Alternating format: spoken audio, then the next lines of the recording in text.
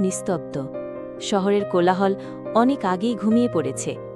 জানালার পাশে বসে আছে অরণ্য, হাতে এক খাতা, যার শেষ পাতায় সে লিখছে জীবনের সবচেয়ে বড় সত্যিটা, মা, আমি হেরে গেছি।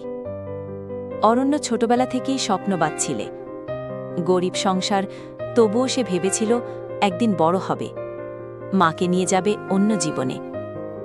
কিন্তু বাস্তব বড় নিষ্ঠুর।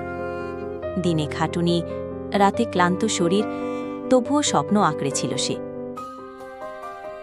কিন্তু আজ তার চোখে আর কোনো স্বপ্ন নেই, শুধু অপূর্ণতা আর ক্লান্তি।